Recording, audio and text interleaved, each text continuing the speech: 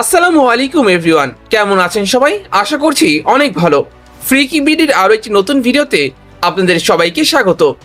আপনারা নিশ্চয় জানেন ভারতে চলমান রয়েছে সাফ ওয়েমেন চ্যাম্পিয়নশিপ। দক্ষিণ এশিয়ার শ্রেষ্ঠত্ব অর্জনে লড়াই শুরু করেছিল 6 দেশ। গ্রুপ পর্ব শেষে শিরোপা লড়াই টিকে আছে 4 দেশ, অর্থাৎ আমাদের সামনে অপেক্ষা করছে সাফের 2 সেমিফাইনাল। হ্যাট্রিক সাফ জয়ের মিশনে বাংলাদেশও পৌঁছে গেছে শেষ 4-এ। এবার ফাইনালে ওঠার লড়াইয়ে বাংলাদেশের প্রতিপক্ষ নেপাল। আগামীকাল 3রা জুন প্রথম সেমিফাইনালে নেপালের বিপক্ষে মাঠে নামবে বাংলাদেশ। ভারতের গোয়ায় নেহরু স্টেডিয়ামে বিকেল 4:30টায় অনুষ্ঠিত হবে ম্যাচটি। এই ম্যাচটি সরাসরি সম্প্রচার করবে টি স্পোর্টস। নারীদের ফিফা র্যাঙ্কিংয়ে 112তম স্থানে রয়েছে বাংলাদেশ। অপরদিকে নেপালের বর্তমান অবস্থান 87তম। নারী ফুটবলে নেপাল বাংলাদেশের পরিচিত প্রতিপক্ষ, যদিও জয়ের হিসেবে এগিয়ে রয়েছে নেপাল। বাংলাদেশের বিরুদ্ধে নেপাল জয় পেয়েছে 5 ম্যাচে, অন্যদিকে 4 ড্রয়ের সঙ্গে বাংলাদেশ জিতেছে 2 বার। যদিও সর্বশেষ 2 সাফের ফাইনালে নেপালকে হারিয়ে শিরোপা জয় করেছিল বাংলাদেশ, যা থেকে বাড়তি আত্মবিশ্বাস পাচ্ছে মেয়েরা।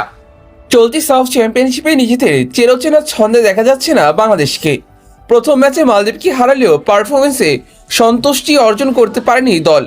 এরপর ভারতের কাছে তো হেরেছে 3-0 গোলের ব্যবধানে। দীর্ঘ 7 বছর পর ভারতের কাছে হার মানতে কষ্ট হচ্ছে সমর্থকদের। এরপর বিস্ফোরক মন্তব্য করেছেন বাংলাদেশের কোচ পিটার বাটলার। তিনি দলের প্রতি খেলোয়াড়দের নিবেদন নিয়ে প্রশ্ন তুলেছেন। যদিও কিছু খেলোয়াড়কে দল থেকে বাদ দেওয়ার কারণে বাটলার নিজেও সমালোচিত হয়েছেন এর আগে।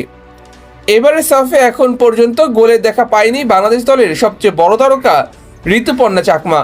মালদ্বীপের বিপক্ষে গোলে সরাসরি অবদান রাখলেও এই ম্যাচে তার কাছে গোলের প্রত্যাশা থাকবে সবার। 2024 সাফের ফাইনালে নেপালের বিপক্ষে গোল রয়েছে তার। এবার তার পুনরাবৃত্তি করতে চাইবেন তিনি। গত 2 ম্যাচের নাম্বার 1 হিসেবে আনিকা রানী সিদ্দিকী সুযোগ পেয়েছেন।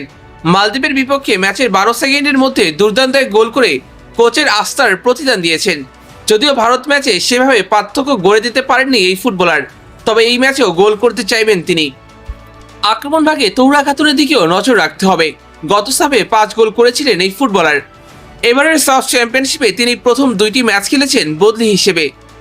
এছাড়া শামসুনাহার জুনিয়র, উমেলা মার্মা, সুরভি আকন্দ প্রীতি কিংবা সাগরিকার দিকেও তাকিয়ে থাকবে বাংলাদেশ। মাঝমাঠে অধিনায়ক মারিয়া মান্দা বাংলাদেশের বড় ভরসা। গত 2 ম্যাচেই বেশ ভালো পারফর্ম করেছেন তিনি, তবে তার মিডফিল্ড পার্টনার মনিকা চাকমা ইনজুরিতে ভুগছেন। মালদ্বীপ ম্যাচে খেলতে পারেননি।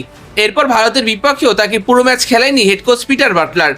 চলমান বাজে ফর্মে একাদশে জায়গা হারিয়েছেন নাফিদা খন্দকার। ভারত ম্যাচে সুরমা ও সুরভির সঙ্গে রক্ষণ সামলেছেন শামসুনাহার ও কোহাতি কিসকু। এই ম্যাচেও একই কম্বিনেশন থাকতে পারে।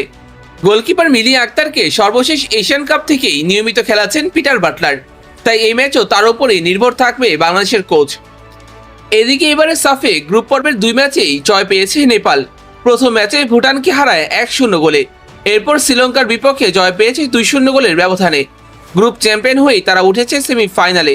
দলটির সবচেয়ে বড় তারকা সাবিত্রী ভান্ডারী নেই দলে ইনজুরির কারণে, তবে তার অনুপস্থিতিতে আক্রমণ ভাগে বড় নাম রেখা পেডেল। দলটির তিনি এখন বড় অস্ত্র। তার সঙ্গে পূর্ণিমা রায়, আনিতা কেসি, প্রীতি রায় দলটির শক্তির জায়গা। রক্ষণীয় পূজা রানা, বিমালা কিংবা হীরা কুমারী এবং গোলকিপার আঞ্জিলা সুবা নেপালের বড় শক্তি। তাই বাংলাদেশের জন্য ফাইনালে যাওয়া লড়াইটা মোটেও সহজ হচ্ছে না। এর পাশাপাশি নিশ্চয়ই শেষ 2 সাফের ফাইনালে হারের প্রতিশোধ নিতে চাইবে নেপাল। সবকিছু মিলে বাংলাদেশ ও নেপালের মধ্যে আরও একটা জমজমাট লড়াইয়ের অপেক্ষা রয়েছে সমর্থকরা।